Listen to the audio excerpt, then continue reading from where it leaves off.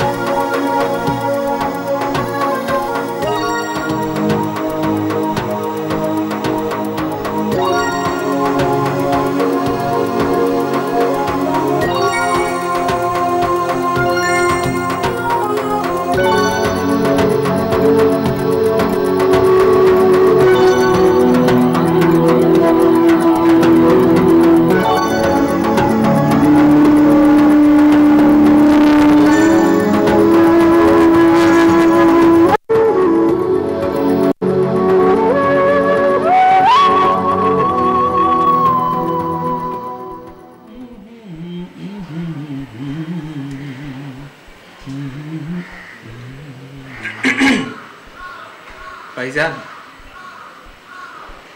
ভাইজান, ও ভাইজান, আমি কানে খাটো না, যা বলবি বলে ফেল। আপনি মনে হয় আমার উপর বেজার হয়েছেন। কারণ যে কারণ কারণ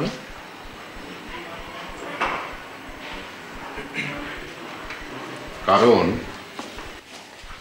কারণ আমি লক্ষ্য করিয়াছি তুমি প্রতিদিন রাত্রে এই ঘর ওই ঘর পায়চারি করিয়াছো এবং বিড়ি ফুঁকিয়াছো।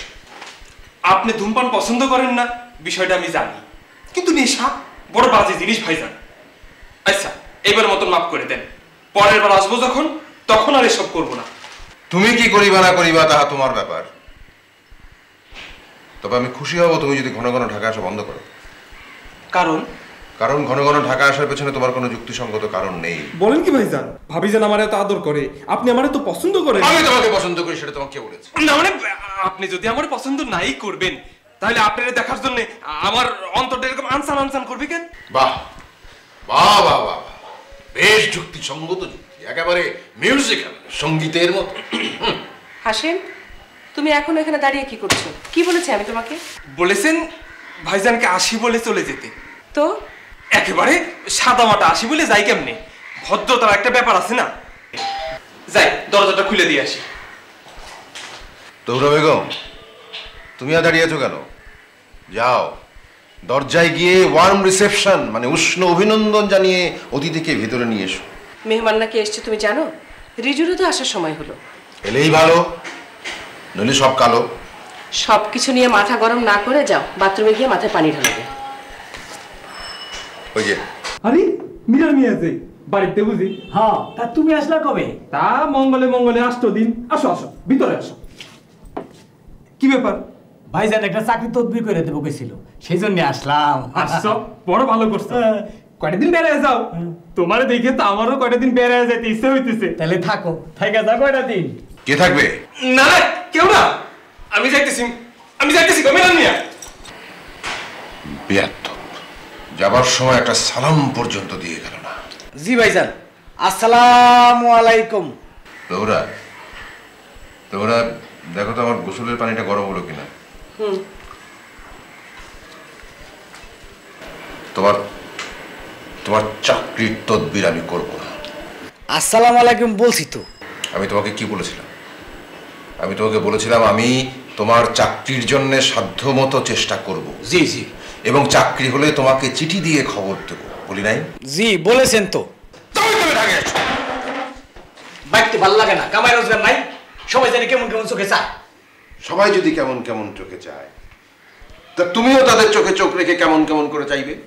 সেটা তো পারি না। তাহলে চোখ বন্ধ করে রাখবে, তবু ঘন ঘন ঢাকা আসবে না। এখানে এখানে আমরা মেহমান অতিথি নিয়ে বড় বড় ক্লান্ত হয়ে পড়েছি। আচ্ছা, তুমি ওর সাথে কি শুরু করলে বলো তো? ছেলেটা সারা রাত জার্নি করে মাত্র এলো।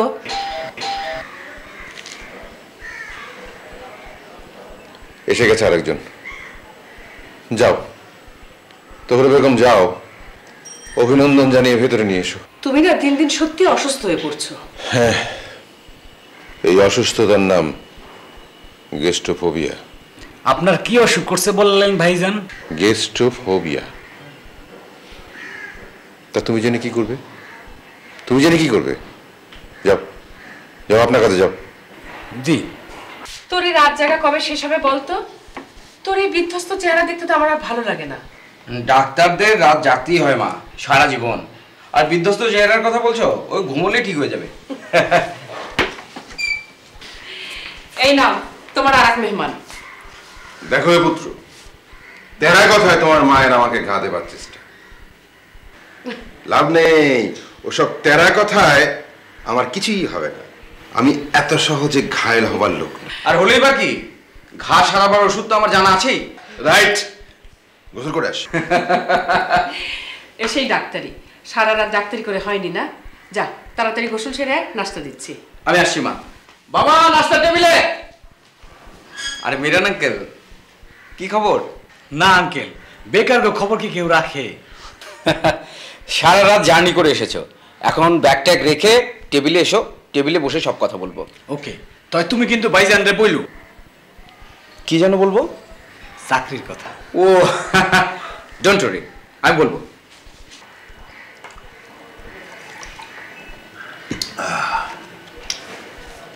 মিয়া, জি। এই যে, এটা হচ্ছে তোমার চাকরির চিঠি। তোমাকে পাঠাবো বলে কাল রাতে লিখেছি।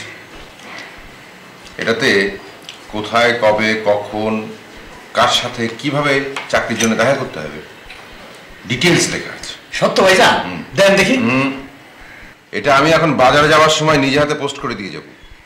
গোটা গোটা সুন্দর অক্ষরে তোমার নাম ঠিকানা লেখা আছে, দেখো তো ঠিক কিনা। ফুল পোস্টাল কোড নাম্বার।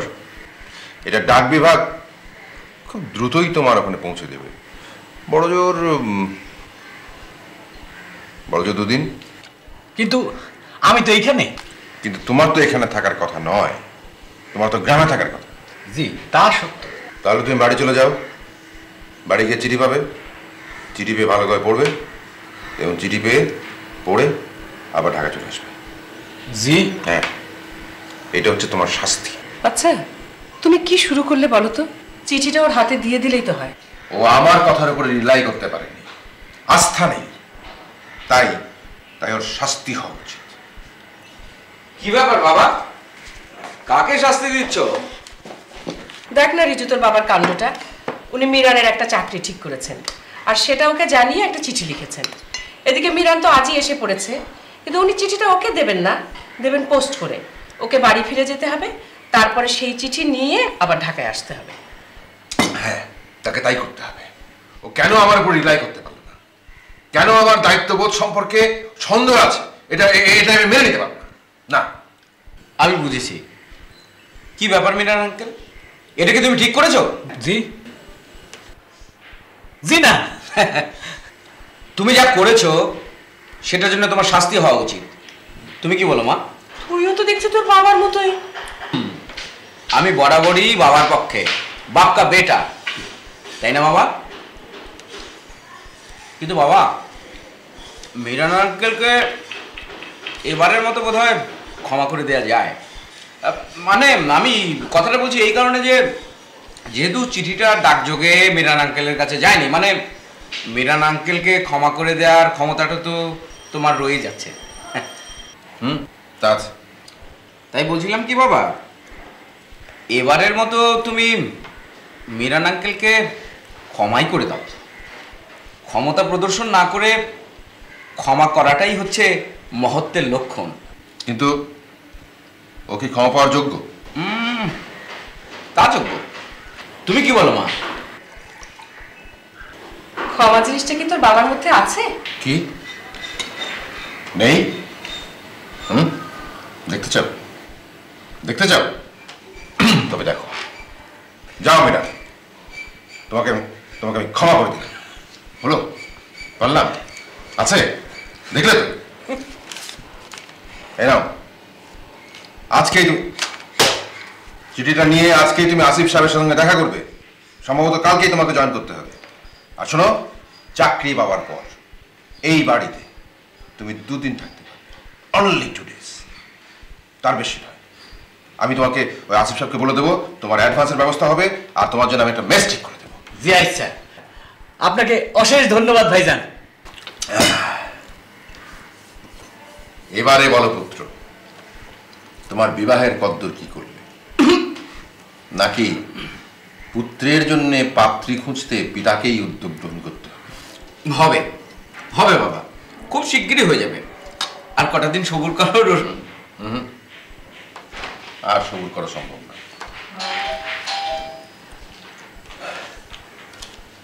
এলো আর একজন, কে যাবে? না, এবার থেকে বিষয়টা আমাকেই হ্যান্ডেল করতে হবে, পার্সোনালি হ্যান্ডেল করতে। প্লিজ প্লিজ বাবা, allow me to handle it. ওকে।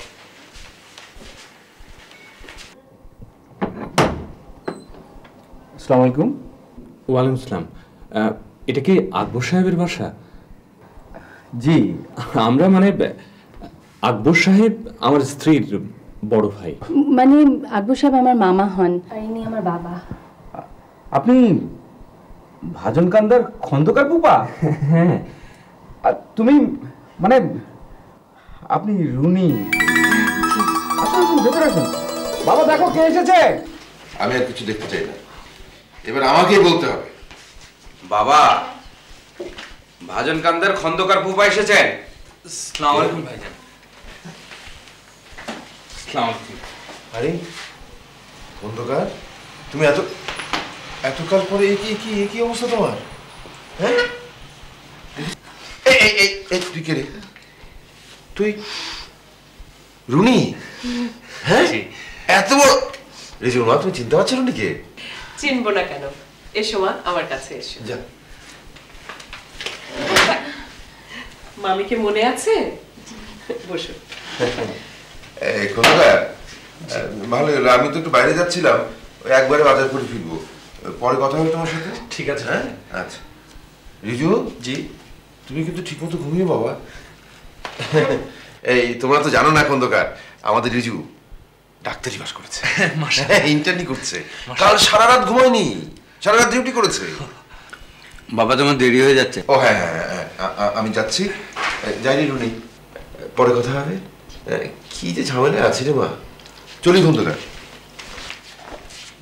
মিরান, তুমি একটু সাহায্য করো তো ভাই, ওই পাশে ঘরটা একটু ঠিকঠাক করে দুলা ভাইদের শোয়ার ব্যবস্থা করে দাও।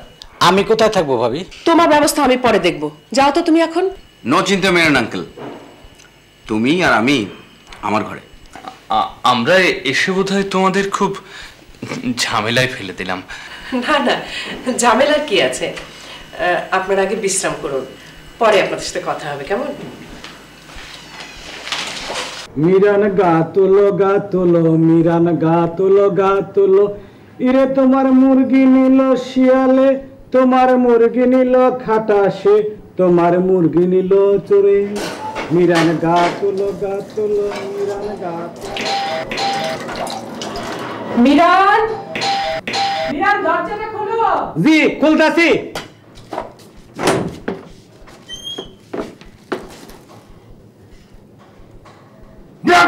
জি, সালাম আলাইকুম। ওয়ালাইকুম আসসালাম। জি বলেন কি? এসব জি, এসব কি? জি, চলি বেরি চলি। দেন ভাইজান, আমাকে দেন। তো ভাবি কোথায়? জি, সিকেরে কিচেনে ঢুকে গেছে? জি, ঢুকে গেছে। বাহ, আমাদের তো আর জীবনে কিছুই নেই। জি, কুকিং, শপিং, কুকিং, এগুলো না করলে তোমার হসপিটালিটি নষ্ট হয়ে যাবে আমাদের। জি, ভালো করে ধর, ঘিয়ের দিব্য পড়ে যাবে। জি ধরছি, ভালো করে ধরছি। কি চল, বাজারে আর যাওয়া যাবে না, মুরগির যা অবস্থা। এসব তুমি দেবে এতগুলো বাসন? দেখো তো কি ঝামেলা ফেলেছি তোমাকে। ইস, সেদিন কাজের মেয়েটার উপরে মেজাজটা গেল বিগড়ে, দিলাম ধমক চটে গেল ভেঙে। তারপর অতিথি, গেস্ট, মেহমান এসব লেগেই আছে, ঝামেলা গেল বেড়ে। Never mind, I will help you. কি হেল্প করবে তুমি? বাসন কুসন ধোবে না রান্না করবে? কেন, তাতে দোষের কি? আরে আজকাল ছেলে মেয়ে তো অত ডিসক্রিমিনেশন চলে না। ছেলে মেয়ে পাঠ হচ্ছে না, বাসন কুসন তো ধোয়া শেষ, এখন বাকি আছে রান্না। তুমি রান্না করবে, আমাদের অসুবিধা নেই, কিন্তু তোমার নিজের মুখে রুচবে না। দেখো তোমরা বেগম, একটু ভালো মন্দ খেতে চাই বলে তুমি সবসময় আমাকে খোটা দাও। আমার সাথে কথা বললে তোমার খোটা লাগবেই। তুমি বারান্দায় যাও তো, খন্দকার ভাই আছেন, রিজু আছে ওখানে, চা দেয়া হয়েছে, যাও। No, no no never never. এই মেয়ে সরো তো, সরো সরো সরো না। কাজের মেয়ে যখন আমি তাড়িয়েছি, আমাকে কিছু একটা করতেই হবে। তুমি যাবে নাকি সব ধুয়ে আমি বেরোবো? ওকে ওকে, আমি যাচ্ছি যাচ্ছি। হয়ে গেছে। তুমি এখানে কি করছো? হ্যাঁ, বাঁচো বাঁচো এখান থেকে। এসে এসে নিয়ে যাও। এই ব্যাগটা খোলো, এই ব্যাগটা খোলো খোলো। বাহ, এ তো দেখি সুন্দর একটা শার্ট, আবার একটা প্যান্টালুন। কার জন্য ভাইজান? আমার মাথার জন্য। আমার মাথার জন্য? রাগের মাথায় বলেছে, তার মানে আমার জন্য। ওপা, অসুবিধা তো আপনার অনেক দিনের। ওখানকার ডাক্তারও রেফার করে দিয়েছে অনেক আগেই। এত দেরি করলেন কেন? যেহেতু ছিলাম গ্রামবন্ধুত্ব, অবহেলায় অসহায় ঠুকে ঠুকে। আসলে রুনির মা মারা যাওয়ার পর সেই যে ঢাকা শহর ছেড়ে পালালাম, তারপরে কারোর সাথেই তো আর যোগাযোগ রাখিনি। এতদিনে পথঘাট পর্যন্ত ভুলে গেছি প্রায়। এবার মেয়েটার জন্য বেরোতে হলো। ও আমার মৃত্যুকে নাগরিক সেবা দিয়ে খানিকটা মহিমান্বিত করতে চায়। খন্দকার, নগরের প্রতি তোমার ক্ষেত্রে এখনো গেল না? জি ভাইজান, বসুন। চা খেয়েছো? জি বাবা, চা। বুঝলে, আজ সারাটা দিন আমি তোমার কথাই ভেবেছি। সে যে রুনির মা মারা গেল অ্যাক্সিডেন্টে, আর তুমি ঢাকা ছাড়লে, তারপর তো আর তোমার সাথে দেখাই নেই। জি ভাইজান, প্রায় 11 বছর। 11 বছর? এতগুলো বছর কেটে গেছে, ঢাকা ছাড়ার পর এই প্রথম বুঝতে পারলাম। বাবা, চা ঠান্ডা হয়ে যাচ্ছে। আহারে, সালমা আমার মায়ের পেটের বোন ছিল না ঠিকই, কিন্তু আমরা দুইজনই সহোদরের মতো ছোটকাল থেকে বড় হয়েছি, বেড়ে উঠেছি। জীবন বড় জটিল খন্দকার, নইলে আমি বা কেন এত বছর সালমাকে ভুলে রইলাম? কেন? যাকে তুমি যেন কি বলতে চাইছিলে? অনেকদিন ধরে বুকের ব্যথায় ভুগছিলাম, কাউকে কখনো কিছু বলিনি। কিন্তু এবার মেয়েটা টেপে আর ছাড়লো না। ডক্টর হারুনকে দেখাবে বলে একেবারে জোর করে ধরে নিয়ে এলো।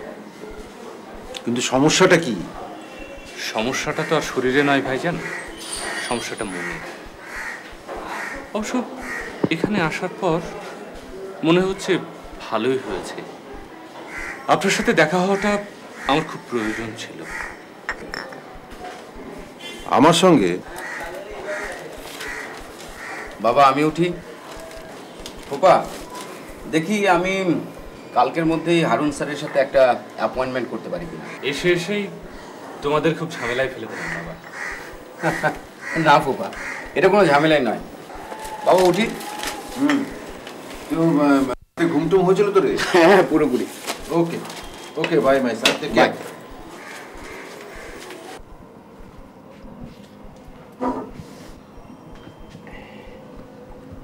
রিজু, মনে হচ্ছে খুব বেশি দেরি করে ফেলেছেন উনি।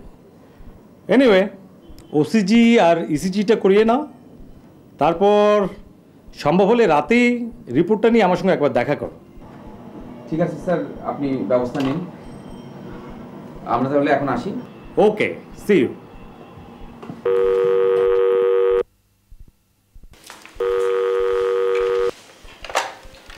হ্যালো। মা। হ্যাঁ, কে রিজু? কোত্থেকে তুই? হাসপাতাল থেকে। রুনি কোথায়? হ্যাঁ, আছে। রুনিকে একটু দাও তো। হ্যালো। রুনি, ফুপার রিপোর্ট এখনো পাইনি। আমি একটা কাজে আটকা পড়েছি, বাড়িতে ফিরতে দেরি হবে বলে ফোন করলাম। তুমি কোনো দুশ্চিন্তা করো না। Okay, thank you very much. You are most welcome. রাখছি, খোদা হাফেজ।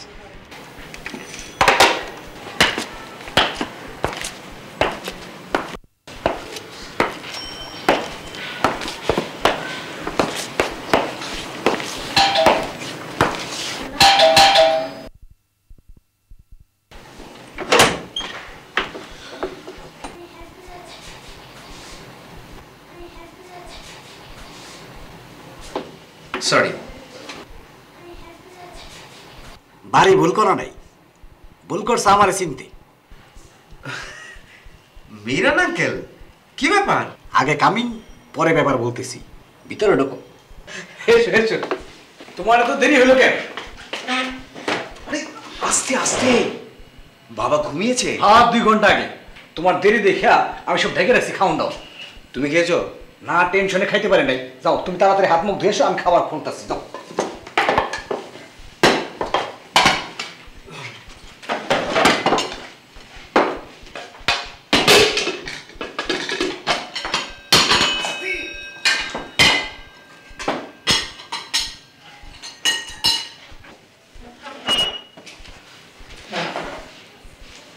আরে এইটা না, তোমার দাদার কাইল্লা কাঁসার প্লেটে বসো, এটা রাখো। আস্তে আস্তে। ঠিক আছে, আমারটা আমি নিয়ে নিচ্ছি, তোমারটাও তুমিও নাও। চশমাটা খুলে। হ্যাঁ, ও ইয়েস, থ্যাংক ইউ। তারপর বলো, রাতের বেলায় তোমার এই বেশ কেন? কাল আমার জয়েনিং ডেট তো, তাই। Joining date? ভাইজান আমার জন্য একটা চাকরি ঠিক করছে না, সেলস এক্সিকিউটিভের চাকরি। কাল সেখানে জয়েন করতে হবে। কিন্তু সে তো কাল, আজ এই বেশ কেন? হঠাৎ চাকরি তো, টেনশনে ঘুম আসতেছিল না, তাই একটু মক্স করতেছিলাম। কি মক্স মানে একটু প্র্যাকটিস করতেছিলাম। আর এই বেশের উদ্দেশ্য? এই বেশের উদ্দেশ্য হইতেছে যাতে একটু রোদ থেকে সেফ থাকতে পারি। সেলস এক্সিকিউটিভের চাকরি তো, বুঝতে পারতেছ না? বুঝতে পেরেছি। ভাইজান বিকেল বেলা শার্ট আর প্যান্ট গিফট করলো, আমি সন্ধ্যাবেলায় গুলিস্তান থেকে চশমা, টাই আর ক্যাপ কিনা নিয়ে আসলাম। রাইতের বেলা ভাবি যান তোমার জুতা আর মোজা দিল। তোমার জুতা অবশ্য আমাকে বেশ ফিট করেছে, কিন্তু একটু ঢিলা, তাতে অসুবিধা নাই। পায়ের মাথায় কাপড় গুঁজে দিয়েছি। বুঝতে পেরেছি। ঠিক আছে। তো তুমি এখন এসব খুলে ঘুমো গিয়ে, সকালবেলা ঠান্ডা মাথায় কাজে যাবে। ওই যে বললাম ঘুম আসতেছে না, তোমার কাছে কি ঘুমের বড়ি হবে নাকি? দরকার হবে না। তুমি এসব কাপড় চোপড় খুলে বিছানায় চিত হয়ে শুয়ে 100 থেকে উল্টো করে 1 পর্যন্ত গুনবে, ব্যাস। কিরকম? এই ধরো 100, 99, 98, 97, 96, 95। ওকে বুঝতে পারছি। Thank you. তো আমি উঠি। আরে করো কি ভাবতে, এগুলো তুমি রাখো, এগুলো আমি দেখতেছি। তুমি হাত মুখ ধুয়া বাথরুমে চলে যাও, সরি স্লিপিং রুমে চলে যাও, আমি এগুলো ব্যবস্থা করে নিয়ে আসতেছি। যাও, নিয়ে যাও, এটা নিয়ে যাও। যাও আঙ্কেল। হ্যাঁ, আমি আসতেছি। যাও, তুমি যাও, তুমি আস্তে প্লিজ চুপ।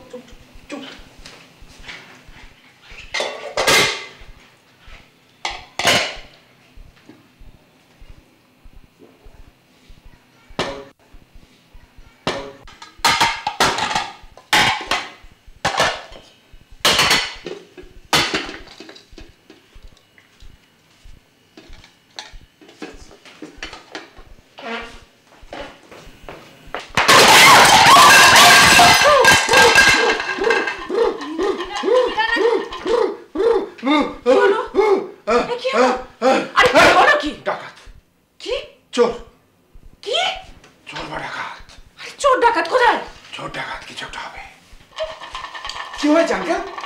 চোখের চশমার জন্য দেখতে পারেন নাই, রুনির সাথে টক্কর খেয়েছি। উঠো জায়গা চল। কোথায়, কোন দিক? মিরান আঙ্কেলের চোখে সানগ্লাস ছিল, বাসন কোসন নিয়ে কিচেনের দিকে যাচ্ছিল, রুনির সাথে টক্কর খেয়ে পড়ে গেছে। বেঁধে ফেলো ওকে। কেন বাদ কেন? ওকে পাগলা গাড়োতে পাঠাতে হবে, নইলে মধ্যরাতে কেউ এইরকম ড্রেস আপ করে বসে। হ্যাঁ, খুলতেছি, সব খুলে ফেলতেছি। Stop it uncle. শোনো, তুমি রুমে গিয়ে এইসব কাপড় টাপড় খুলে শুয়ে পড়ো। যাও বাবা, তুমিও ঘুমোতে যাও, অনেক রাত হয়েছে। কিন্তু এই পাগলটাকে ছেড়ে আমি কোথায় যাবো বলো? বাবা, অনেক রাত হয়েছে। কিন্তু মা তুমি এত রাতে এখানে কি করছিলে? জি আমি রিজু মানে ওনার কাছ থেকে বাবার টেস্টের রিপোর্টগুলো আনতে যাচ্ছিলাম, তাই।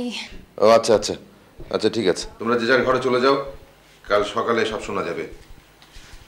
এই কিন্তু তোর এই অবস্থা কেন? কাল তো চাকরির জয়েনিং ডেট। চাকরি নি করছে করি বাবা বাবা, leave it and forget it. যাও যাও কাকা, তুমি ঘরে যাও যাও। বাবা তুমি যাও, আসছি যাও। কি ফুপার অবস্থা তো খুবই খারাপ, কালকে হাসপাতালে ভর্তি করতে হবে। ব্যাস ব্যাস, লেখাপড়া নিয়ে সবাই। বাহ,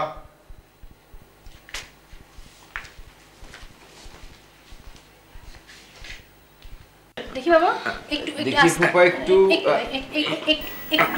সরি, আপনার বোধহয় লেগেছে। না না, তোমার মধ্যে লেগেছে। না না, মামা আরেকটু বসুন না মামা। না এখন আর বসবো না, দেখি ও বেলা তোমার মামি আসতে পারেন তখন এসে বলবো। চলি খন্দকার, শোনো, don't be upset, don't be upset, দেখবে তুমি ঠিক সেরে উঠবে। এই যে তোমার এই মেয়ে রুনির জন্য তোমাকে সেরে উঠতে হবে। হ্যাঁ চলি, বিকাল দেখা হবে। হ্যাঁ yes, hope for the best, hope for the best. Riju ji শোনো শোনো, এখানে সময় দিতে গিয়ে তুমি তোমার কাজের ক্ষতি করো না কিন্তু। বাবা তুমি না বলেছো সেবা পরম ধর্ম? বলেছি। বলেছো না? হ্যাঁ তো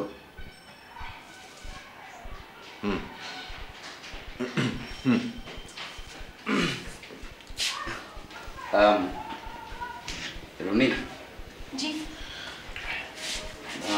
জি, তুমি একটু বসো, আমি স্যারের সঙ্গে দেখা করে আসি। আচ্ছা, কিছু মনে না করলে একটা কথা জিজ্ঞেস করতে চাচ্ছিলাম আপনাকে। করবো না, কিন্তু আপনিটা ছাড়তে হবে। কয়েকটা দিন যাক, তারপর সব ঠিক হয়ে যাবে। ততক্ষণে আমাকে একটু গুছিয়ে দিতে দাও, ওকে? তারপর তুমি নিজে থেকেই করতে পারবে। আমি একটু স্যারের সঙ্গে দেখা করে আসি। জি। May I come in? Miran uncle আসেন।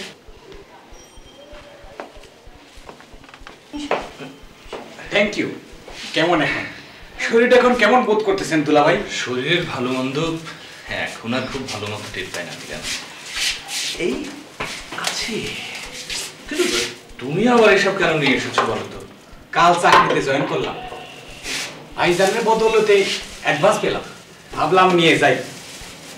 সালমা বুজির হাতে কত খেয়েছি আপনার, আহারে কি সুন্দর ছিল সেই সমস্ত দিন। তুমি সে আগের মতনই আছো মিরান। তা থাকতে পারলাম কোথায়? বেকার জীবনের দুঃসহ যন্ত্রণায় আমার খোশ আমাদের মেজাজটাই বিগড়ে গেছে। কি চাকরিতে জয়েন করেছো?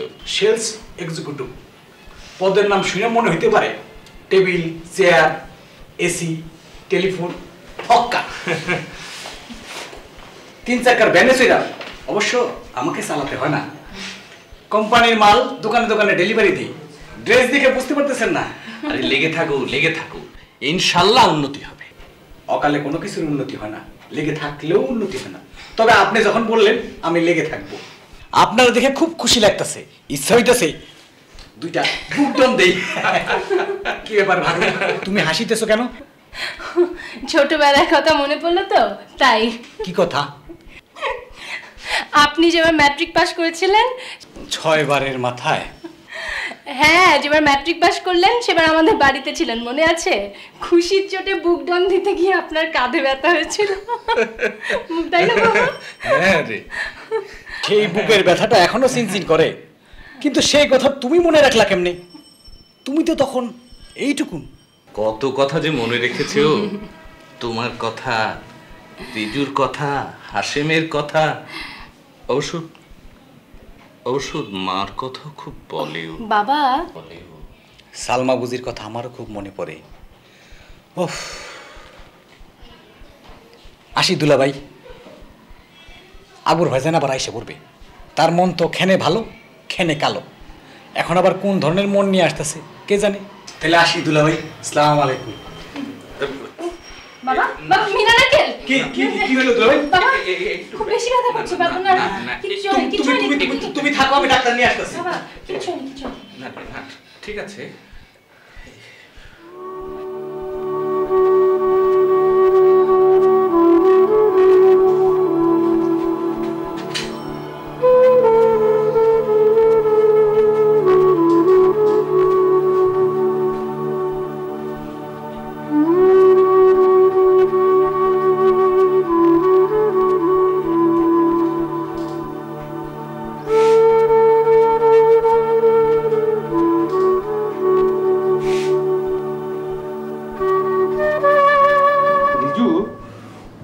অবস্থা যেভাবে ডিটোরেট করছে তাতে রোগীর প্রয়োজন ইমিডিয়েট অপারেশন। আপনি স্যার ব্যবস্থা নিন। ওকে, তুমি একটু অ্যাকাউন্টেন্ট সাহেবের সঙ্গে দেখা করে যেও, উনি তোমাকে বলে দেবে কোথায় কি লাগবে। জি sir, thank you sir. Riju, বেদে ভাই, উনি তো তোমার আত্মীয়। জি স্যার, ঘনিষ্ঠ আত্মীয়। Don't mind. কথাটা আমি এই কারণে, মানে তুমি আমার ছাত্র সে কারণে জিজ্ঞেস করছি। ফিনান্সিয়াল কোনো প্রবলেম নেই তো? আমি যতদূর জানি ফুপার অর্থনৈতিক অবস্থা খুবই ভালো। তাছাড়া যদি প্রয়োজন পড়ে আমরা তো। ওকে, আই আন্ডারস্ট্যান্ড। তুমি অ্যাকাউন্টেন্ট সাহেবের সঙ্গে দেখা করে যাবে। জি স্যার। আসসালামু আলাইকুম। ভাইজান, আপনি সবই তো আমার জানেন। এই জগৎ সংসারে আমার আছে রুনিমা, আর আমার রুনিমার আছে আমি। সত্যি কথা বলতে কি, শি ইজ মাই ওয়ার্ল্ড। আমার মৃত্যুর পর বড় একা হয়ে যাবে মেয়েটি। চিকিৎসা বড় কথা নয়, আমি তো জানি আমার মৃত্যু আসন্ন। আমি এসেছি আপনাদের একটা মিনতি করতে। আমার মৃত্যুর পর আমার মেয়েটি যেন সহায় হিসেবে পায় আপনাদের, জীবনের এক আশ্রয় যেন পায় আপনাদের কাছ থেকে। না না, আর কিছু না, আর কিছু না। বাবা কখন এলে? হ্যাঁ মাসিমি এই তো হ্যাঁ এসছে রে, বারান্দায় নামাজ পড়ছে। এসো বাবা এসো। সত্যি হঠাৎ করে উড়ে এসে জুড়ে বসে তোমাদের যে কি ঝামেলায় ফেলে দিলাম ভাবতে বড্ড অস্বস্তি লাগছে। কুপা, কাল আপনার অপারেশন। এখন এসব একদম ভাববেন না। অপারেশন হোক, সেরে উঠুন, তারপরে হিসেব নিয়ে বসা যাবে কাকে কতটা ঝামেলা ফেললেন। হ্যাঁ, রিজু ঠিকই বলেছে। তুমি কেন সব দুশ্চিন্তা এমন ভাবে মাথায় নিচ্ছ? আহা খন্দকার, একটু বিশ্রাম নাও, টেক রেস্ট, ঘুমোতে চেষ্টা করো তো, ঘুমো একটু। আমি যাই রে, তোর মাকে নিয়ে বাসা চলে যাই। যাও খন্দকার, ঘুমোতে চেষ্টা করো, আমি কালকে আবার আসবো।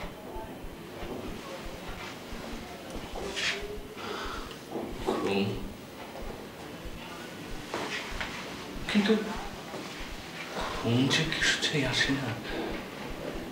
ঘুম হলে তো বেঁচেই যেতাম। বাবা বাবা, রুনি বারান্দায় আছে, তুমি বারান্দায় যাও। হ্যাঁ যাচ্ছি যাচ্ছি, আপনি শান্ত হন, রেস্ট নিন।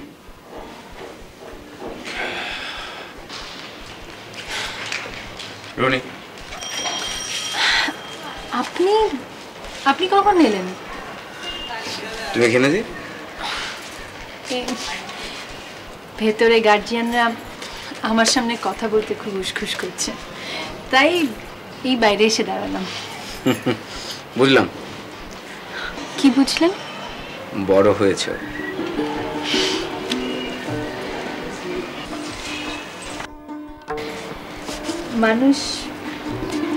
মানুষ বড় হতে আর বুড়ো হতে বাধ্য।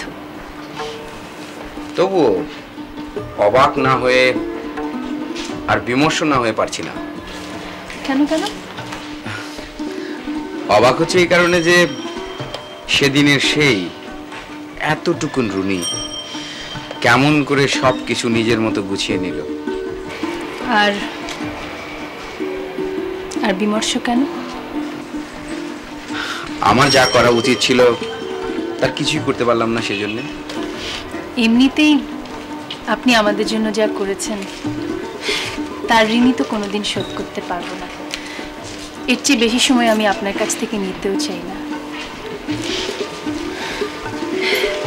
আপনাদের কথা আমার সবসময় মনে থাকবে।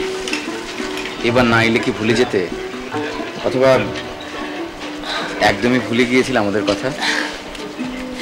না, এতটুকুও না। আপনাদের কথা আমার সবসময় খুব মনে পড়ে, বিশেষ করে আপনার কথা। কেমন? এই জাস্ট আপনি খুব দুষ্ট ছিলেন। আচ্ছা, একটু পরে তো ডাক্তার এসে ফুপাকে ঘুমের ওষুধ দিয়ে ঘুম পাড়িয়ে দিয়ে যাবে, বাবা মাও চলে যাবেন।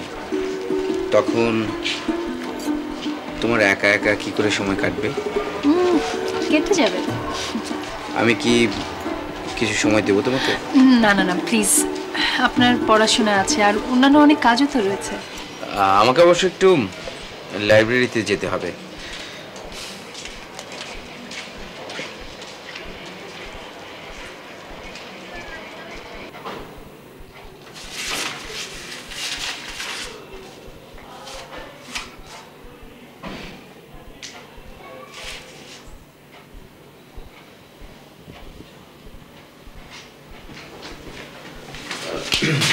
আসুন আসুন, বসুন। ঠিক আছে।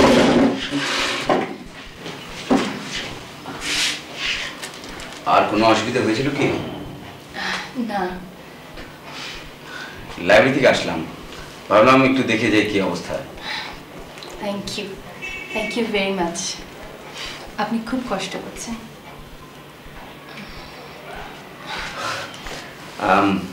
আমি তাহলে যাই, কাল ভোরে আবার চলে আসবো। কিন্তু নিজের কাজের ক্ষতি করে নয়, প্লিজ। দেখা যাক। চলুন আপনাকে এগিয়ে দিয়ে আসি। Just a moment. ঠিক আছে।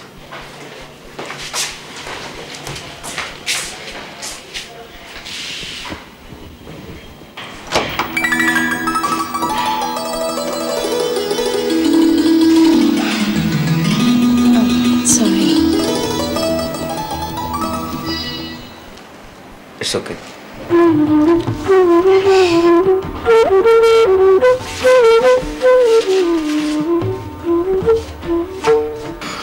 Bye.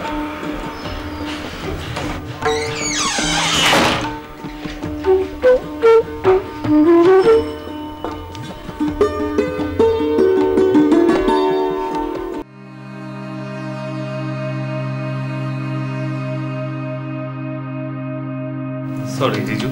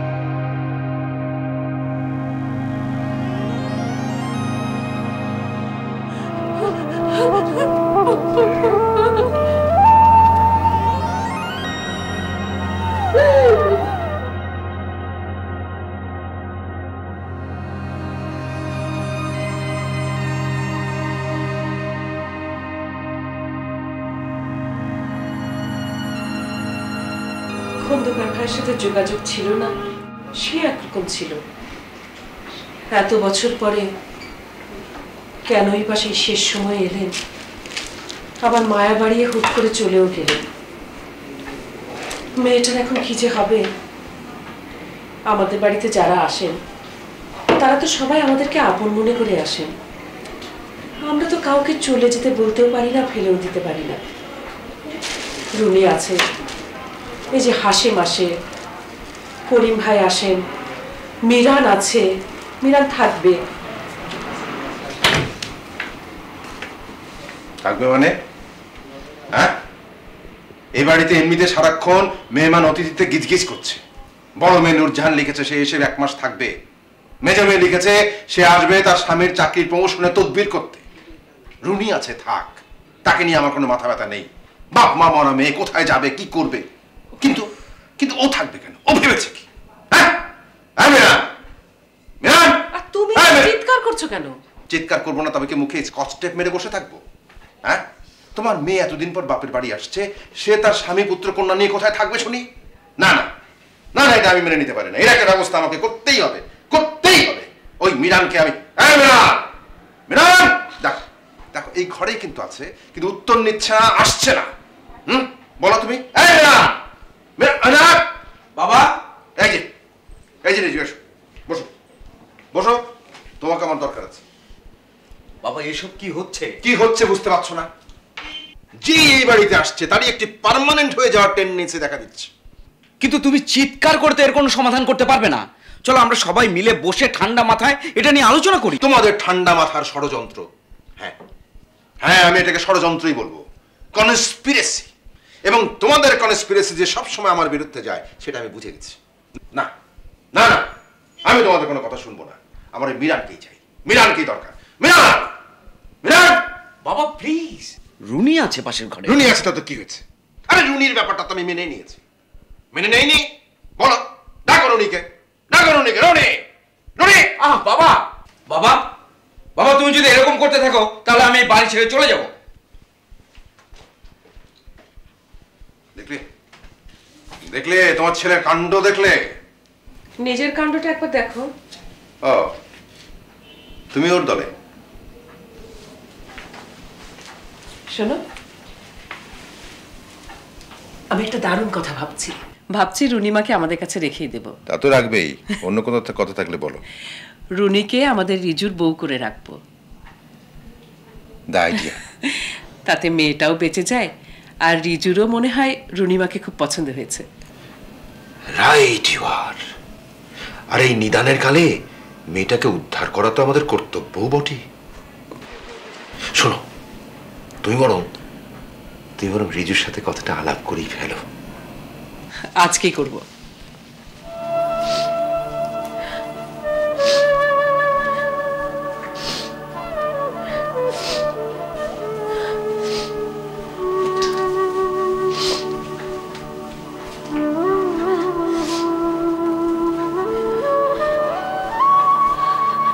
মা রুনি, তুমি কি করছো মা? আমি আর এখানে থাকবো না আন্টি। সে কি? বাবা মারা গিয়েছেন 2 মাস হয়ে গিয়েছে। এই 2 মাসে আমি আপনাদের অনেক আদর ভালোবাসা পেয়েছি। এখন বাড়ি যাবার জন্য মন যেন কেমন করছে আন্টি। দেখো মা, এখানে হয়তো কখনো কখনো তোমার সাথে অন্যায় হয়েছে, এই সত্য, কিন্তু আর কোনো কিন্তু নয় আন্টি। মা মারা যাবার পর যে মানুষটির কাছে আমি বাবা মা দুজনেরই ভালোবাসা পেয়েছি, তিনি ছিলেন আমার বাবা। আর এখানে এসে মনে হয়েছে আমি আমার মাকে খুঁজে পেয়েছি। আর মামার কথা যদি বলেন, আমি ওনার অন্তরটা স্পষ্টই বুঝতে পারি। ওনার আদর আর আন্তরিকতার কথা ভুলবো না কোনোদিনও। তাহলে আর এ কোল ছেড়ে কোথায় যাবি বল? তুই এখানেই থাক, এখানে তোর ঘর হোক, সংসার হোক। তার হয় না আন্টি। কেন হয় না? বাবা আমাকে একা পথ চলতে শিখিয়েছেন। আমি একাই পথ চলতে চাই আন্টি। আমাকে ভুল বুঝবেন না, ক্ষমা করে দিবেন আন্টি।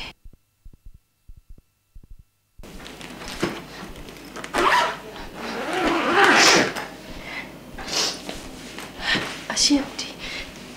রুনি, রুনি, দাঁড়াও রুনি।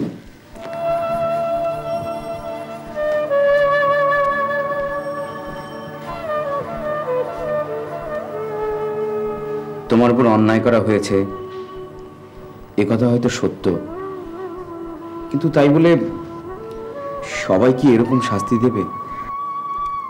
না, কোনো অন্যায় তো হয়নি। আমি আমার নিজের বাড়িতে যেতে চাই। আসি।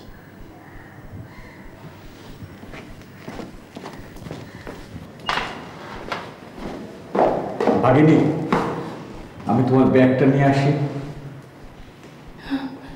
থ্যাংক ইউ মিলন আঙ্কেল, লাগবে না।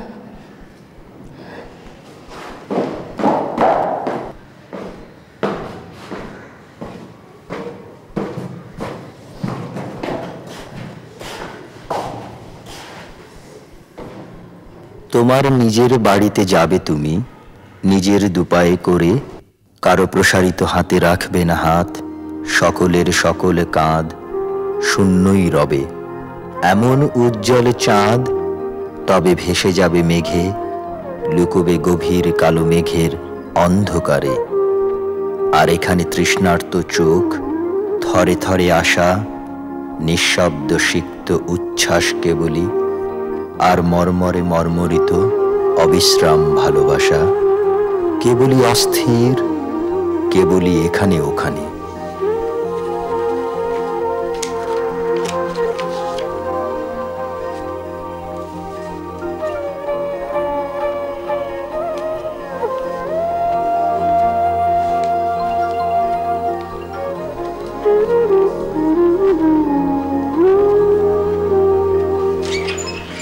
মা,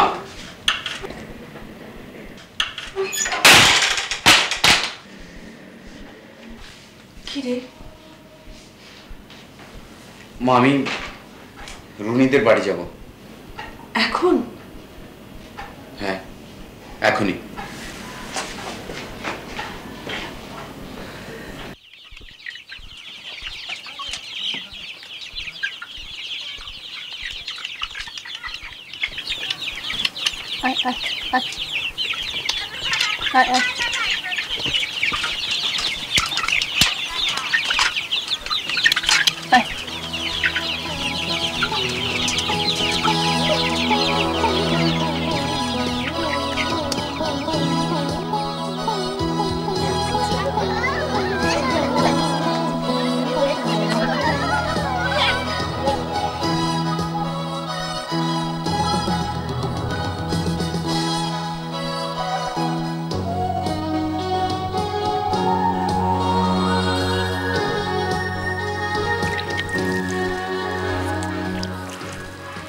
এখন আর তা সম্ভব নয়। কেন রুনি?